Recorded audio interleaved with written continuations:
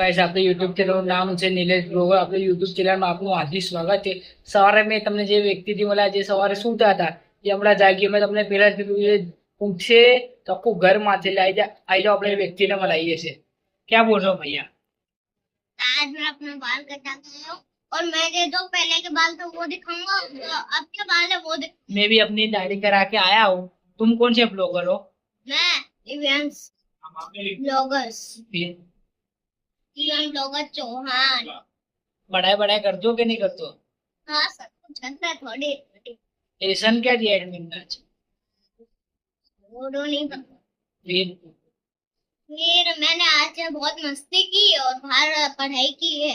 अरे बाहर पढ़ाई क्या तो बालकनी में काम किए। तो लेसन नहीं करा तूने आज? नहीं तो क्यों? पूरा कर लिया।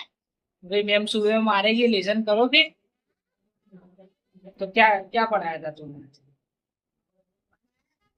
क्या पढ़ रहा था? मैं भी भूल जा रहा हूँ गाइस क्या पढ़ रहा था आज? पढ़ी थी थोड़ी फिर मस्ती करी वीडियो।